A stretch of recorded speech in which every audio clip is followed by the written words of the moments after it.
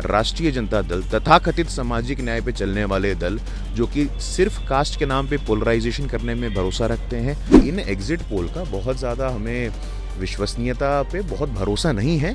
आने वाले समय में एक दिन की बात है, 1.5 दिन की बात है, आपके सामने स्पष्ट हो जाएगा कि बिहार की जनता ने पुनः एक ऐसे नेतृत्व पे भरोसा जताया है जो वाकई में डबल इंजन की। देखिए, महागठबंधन के नेता जब बेरोजगारी पे बात करते हैं तो ये मुझे बड़ा हास्यास्पद लगता है।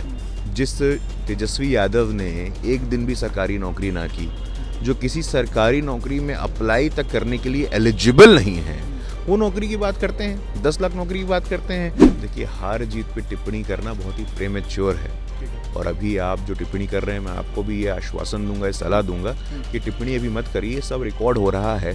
10 को अंग्रेजी में एक कहावत है that you have to eat your own words. Hindi में इसका ट्रांसलेट करें तो आपको अपने शब्दों को खाना पड़ेगा। नमस्कार, आप द Z+ देख रहे हैं। बिहार में चुनाव की प्रक्रिया समाप्त हो गई है। उसके बाद जो एग्जिट पोल आ रहे हैं उसमें महागठबंधन को बढ़त बनती हुई दिख रही है और इसकी बात भी चल रही है। इसी सब तमाम मुद्दों पर हमारे साथ बातचीत करने के लिए बीजेपी के राष्ट्रीय प्रवक्ता गुरु प्रकाश पासवान हैं। इनसे हम बातचीत करेंगे और ये जानेंगे कि क्या जो एग्जिट पोल अभी जो दिख रहे हैं उस पर इनकी क्या राय है और क्या सच में जो एनडीए है वो बिहार से बाहर हो रही है, सत्ता से बाहर हो रही है।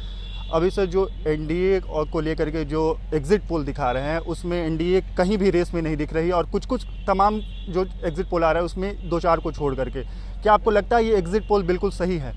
देखिए, सबसे पहले तो मैं Z+ के तमाम दर्शकों को हार्दिक अभिनंदन देना चाहूँगा, उनके प्रति आभार प्रकट करूँगा। देखिए, ये चुनाव कई लेवल पे हिस्टोरिक था, कई स्तर पे। अगर आप इस चुनाव का आकलन 10 साल 15 साल बाद करेंगे तो ये ऐतिहासिक चुनाव होगा। इस चुनाव में संवाद और विमर्श का केंद्र पहली बार, आप भी युवा बिहारी हैं, हम भी युवा बिहारी हैं, राहुल जी भी युवा बिहारी हैं, इस चुनाव में पहली बार जो आमूल चूल बुनियादी मुद्दे हैं जैसे रोजगार, रूरल कनेक्टिविटी, इन्वेस्टमेंट, इंफ्रास्ट्रक्चर, इन मुद्दों पे उन दलों को भी बात करना पड़ा। राष्ट्रीय जनता दल तथाकथित सामाजिक न्याय पे चलने वाले दल जो कि सिर्फ कास्ट के नाम पे पोलराइजेशन करने में भरोसा रखते हैं, जाति के नाम पे गोलबंद करने में लोगों को भरोसा रखते हैं, जाति और धर्म के नाम पे लोगों को बांटने में भरोसा रखते हैं, वो लोग भी इन रियल इश्यूज पे बात करने लगे हैं। इसका श्रेय यदि किसी को जाता है तो देश के यशस्वी प्रधानमंत्री श्री नरेंद्र मोदी जी को जाता है, जिन्होंने पॉलिटिक्स ऑफ परफॉर्मेंस को इस देश के राजनीति में इंस्टीट्यूशनलाइज करने का काम किया है।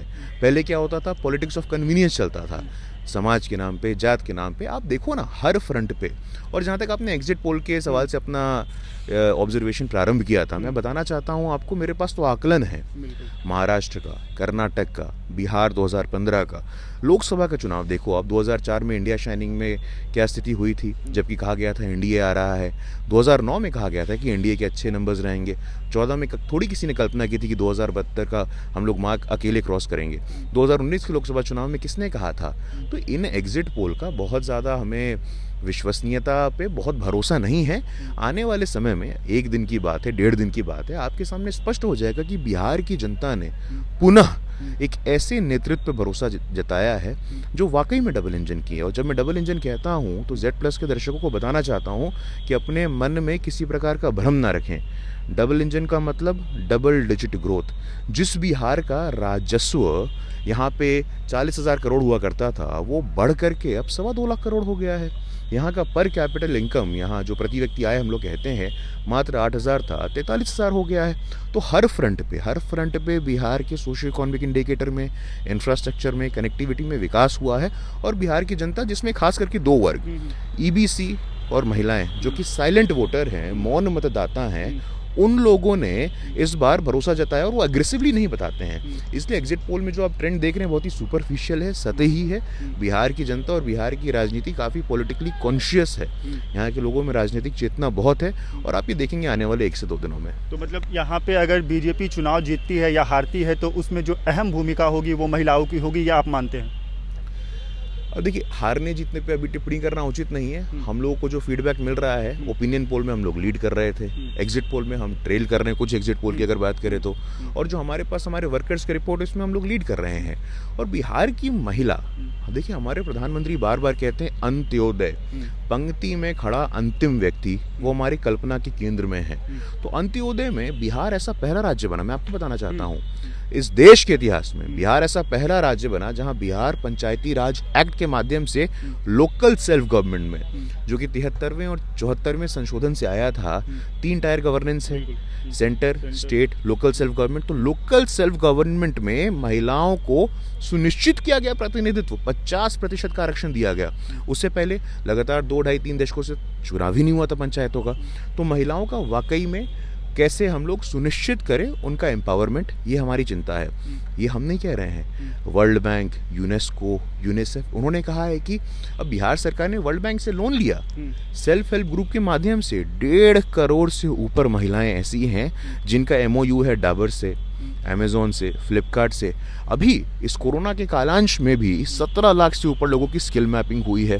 और तमाम क्वारंटीन सेंटर, देखिए ये जो क्राइसिस था बहुत ही अनप्रेसिडेंटेड था, बहुत ही अनइमेजिनेबल था। एक सेकंड, चुनाव में जो महागठबंधन है इन्हीं सब चीज़ों को इनकैश किया। उन्होंने कहा है कि बेरोजगारी और पलायन सबसे बड़ा मुद्दा था। कोरोना में जो बाहरी लोग आए थे उनको सरकार जो वादे किए थे वो नहीं मिले, और इसी सब तमाम मुद्दों पर ये वोट भी हुआ है। हमने जब ग्राउंड रिपोर्ट जब कवर किया तो यही सब मुद्दे उठ करके आ भी रहे थे। देखिए, महागठबंधन के नेता जब बेरोजगारी पे बात करते हैं तो ये मुझे बड़ा हास्यास्पद लगता है। जिस तेजस्वी यादव ने एक दिन भी सरकारी नौकरी ना की, जो किसी सरकारी नौकरी में अप्लाई तक करने के लिए एलिजिबल नहीं है, वो नौकरी की बात करते हैं, 10 लाख नौकरी की बात करते हैं। जब उनका कालांश था 15 वर्षों का, 90 से 2005 तक का, आप आंकड़े उठा के देखिए, मात्र 95,000 नौकरियां दी गई। पिछले 15 साल में 6 लाख नौकरियां दी गई। मैं 2018 में बिहार वापस आया, पटना विश्वविद्यालय में असिस्टेंट प्रोफेसर हूँ, मैं इस बात का उदाहरण हूँ कि भाई नौकरियां दी गई हैं। तो तेजस्वी यादव नौकरियों की बात करते हैं, ना बजट है, ना ब्लूप्रिंट है, ना विजन है, ना एक्शन है, ना स्ट्रैटेजी है। सिर्फ कोरे कागज पे ऐसे ये आसमानी वादे जो होते हैं ना, वो कर रहे हैं। और आने वाले 10 को आप देखेंगे, जनता ने इस पर कोई भरोसा नहीं जताया है, कोई विश्वास नहीं जताया है। 2 संक्षिप्त सवाल करेंगे, संक्षिप्त में जवाब उसका चाहेंगे। एक कि हमने जब देखा कि जब बीजेपी चुनाव प्रचार में थी तो उनके स्थानीय जो नेता थे वो कहीं ना कहीं गायब दिखे थे, वो बहुत जगह सक्रिय नहीं दिखे थे। कि हवाई जो नेता होते हैं बाहर के, वो आकर के चुनावी प्रचार कर रहे हैं। तो कहीं ना कहीं अगर चुनाव में अगर बीजेपी हारती है, हम मान लेते हैं कि अगर जैसा एग्जिट पोल आ रहा है उस हिसाब से अगर हारती है, तो कहीं ना कहीं ये एक बड़ा मुद्दा हो सकता है। देखिए, हार जीत पे टिप्पणी करना बहुत ही प्रेमेच्योर है। और अभी आप जो टिप्पणी कर रहे हैं, मैं आपको भी ये आश्वासन दूंगा, ये सलाह दूंगा कि टिप्पणी अभी मत करिए, सब रिकॉर्ड हो रहा है। 10 को अंग्रेजी में एक कहावत है that you have to eat your own words. Hindi में इसका ट्रांसलेट करें तो आपको अपने शब्दों को खाना पड़ेगा। तो 10 को जो होता है उसमें देखिएगा। लेकिन हमारे यहाँ देखिए, हम लोग जब कहते हैं BJP is a party with a difference, हमारे यहाँ 20 स्टार प्रचारक थे, सभी वर्ग से, सभी बिहार के क्षेत्र से, महिला समाज से, हर प्रकार से हम लोगों ने प्रतिनिधित्व सुनिश्चित किया। क्या सामाजिक विविधता, क्या क्षेत्रीय विविधता, क्या लैंगिक विविधता। इसीलिए आप लोग जो कह रहे हैं तेजस्वी यादव जी के सभाओं में भीड़ आती थी, भीड़ तो 2019 में भी आती थी। सांसद कितने हैं उनके 2019 में? 0 शून्य भाई साहब, 0 सांसद हैं। भीड़ तब भी आती थी। अब लालू जी का वहाँ पे अपना तमाम जो करी वाला भाषण होता था वो तेजस्वी कर रहा है, हाथ घुमाता है और समझता है कि बिहार का हुआ। देखो, बिहार के युवा को आप बरगला नहीं सकते हो। आप बिहार का युवा अब आपसे बरगलाने नहीं वाला है। उनके भाई हैं, घोड़े पे चढ़ करके स्वास्थ्य मंत्रालय का काम करते थे। ये मूर्खतापूर्ण बातें हैं। सामाजिक न्याय की बात करते हैं आप, सामाजिक न्याय का जो आप ढकोसलेबाजी करते हैं, मैं बताना चाहता हूँ आपके माध्यम से आज, ये वही हैं लालू जी जिन्होंने 1990 में मौका था, एक दलित मुख्यमंत्री श्री रामसुंदर दास बन सकते थे। तमाम गणित करके उन्होंने सुनिश्चित किया कि रामसुंदर दास जो कि चमार समाज से आते थे उनको मुख्यमंत्री नहीं बनने दिया। इसी लालू जी के शासनकाल में लक्ष्मणपुर बातें, सेनारी बाग, बथानी टोला, जहां दलित महिलाओं और बच्चों का गला काट करके रेत दिया गया। इनके पास कोई मौलिक अधिकार है बात करने का? कोई नैतिकता नहीं है, कोई लोकस स्टैंड ही नहीं है इनके पास दलितों के अधिकारों की रक्षा के बारे में बात करने का। सिर्फ राजनीति करना जानते हैं। शुरुआत उन्होंने जमात से की, रुके जात पे, फिर परिवार पे आ गए। मैं सीएम, मेरी बीवी सीएम, मेरा बेटा अध्यक्ष, मेरा दूसरा बेटा स्वास्थ्य मंत्री, मेरी दूसरी बेटी राज्यसभा में, तीसरी और चौथी में लड़ाई चल रहा है। तो सिर्फ परिवार की राजनीतिक सुख पाने के लिए जब हम लोग कहते हैं डबल युवराज, एक बड़े युवराज जो 2004 से युवा ही हैं, उनकी राजनीतिक शुचिता अब तक प्रूव नहीं हो पाई है। एक हमारे नए युवराज आ गए हैं। बिहार की भूमि जहां हम लोग खड़े हैं, यहीं पे वैशाली में लोकतंत्र की नींव रखी गई। यहीं पर बगल में गांधी मैदान है, वहां पे जयप्रकाश नारायण जी ने कहा सिंहासन खाली करो की जनता आती है। जब लोकतंत्र के साथ मजाक किया गया इंदिरा गांधी के द्वारा, 73 सालों में 55 सालों तक कांग्रेस का शासन रहा है बिहार की बदहाली में, उनकी जिम्मेवारी है। और यही बिहार है जहां चाणक्य जी ने बताया कि चंद्रगुप्त मौर्य जो पिछड़े समाज से आते हैं, अगर आप में क्षमता है तो आप भी सम्राट बन सकते हैं, जरूरी नहीं कि राजा का बेटा राजा बनेगा। चलिए, एक आखिरी सवाल होगा कि कहीं इस चुनाव में भी ऑपरेशन कमल की झलक तो नहीं देखने को मिलेगी? रिजॉर्ट और होटल्स तो बुक नहीं होंगे? नहीं, देखिए ऐसा है कि इस देश की राजनीति में ये रिजॉर्ट की राजनीति या फिर ये टूरिस्ट बसों की राजनीति, ये संस्थागत कांग्रेस पार्टी ने की है ना। अब तमाम तरह की ऐसे चीज़ों को आपने संस्थागत किया। आपने, जैसे मैंने शुरुआत में ही कहा कि पॉलिटिक्स ऑफ कन्वीनियंस वो लोग हैं कि भाई अब आपको लगता है सुप्रीम कोर्ट हमारे खिलाफ जा रहा है तो सर्वोच्च न्यायालय को गाली दे दो।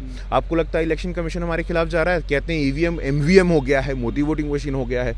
देखिए, आप ये कहकर सिर्फ उस चुनाव आयोग का मजाक नहीं उड़ा रहे हैं, उस संविधान का मजाक उड़ा रहे हैं, हमारा आपका मजाक उड़ा रहे हैं, जो लोकतंत्र में निष्ठा रखने वाले लोग हैं। आप कहते हैं ईवीएम एमवीएम हो गया है, आप देखिएगा पुनः अभी परसों अगर नतीजे उनके विपरीत आएंगे, वो पुनः ईवीएम पे सवाल खड़ा करने लगेंगे। और यही एग्जिट पोल है जो अभी अमेरिका का चुनाव हमने देखा। ये ट्रम्प को बिल्कुल नहीं दे रहे थे, लेकिन उनको वोट आया, नतीजा कुछ भी हुआ हो तो एग्जिट पोल पे जाने की जरूरत नहीं है। ये वातावरण बनाने की बात है। और तेजस्वी यादव जी और राष्ट्रीय जनता दल ने जितना निवेश किया है मीडिया में, वो हम सब जानते हैं, हम सबके सामने है। तो अब 10 तारीख को पुनः देखेंगे, जिस नारे से हम लोग चुनाव में गए हैं, जन जन की पुकार, आत्मनिर्भर बिहार, ये पूरा होते देखेंगे। और आने वाले 5 वर्ष बिहार के लिए एक स्वर्णिम काल होंगे। तो मतलब आप एग्जिट पोल से इतर ये बता रहे हैं कि बिहार में एनडीए की सरकार बन रही है? 100%। और बिहार का नेतृत्व श्री नीतीश कुमार करेंगे और केंद्र में श्री नरेंद्र मोदी जी का मार्गदर्शन हमें मिलता रहेगा। पिछले 15 साल में हमने डबल डिजिट ग्रोथ देखा। आने वाले समय में इनोवेशन, एंटरप्रेन्योरशिप, एक इकोसिस्टम कैसे डेवलप हो, जो बिहार का युवा बाहर जाने को मजबूर होता है, वो बाहर नहीं जाकर के यहीं पे जो एस्पिरेशंस ऑफ यंग बिहार की बात है उसको यहीं एड्रेस करेंगे और यहीं ऐसा वातावरण देंगे कि वो यहीं रहेगा। आज ही दरभंगा में एयरपोर्ट की शुरुआत हुई है, तो बॉम्बे और दिल्ली से लोग आना चाहते हैं। मैं बता रहा हूँ आपको, मैं भोपाल में पढ़ता था और मैं अपने गांव दरभंगा जाने के लिए मुझे 40 घंटों का ट्रेन का सफ़र करना पड़ता था। मैं बैठता था, अब चलो भैया कब पहुँचेंगे देखेंगे। तो आज ये स्थिति हो गई कि फ्लाइट के माध्यम से घंटों में पहुँच सकते हैं। दरभंगा में एम्स आ गया है। तो सिटीज़ को एम्पावर करना, रूरल सेंटर्स को एम्पावर करना, ऐसा प्रधानमंत्री जी की कल्पना है। और आने वाले समय में आप देखेंगे कि बिहार की जनता ने भी हम पे पुनः भरोसा जताया है।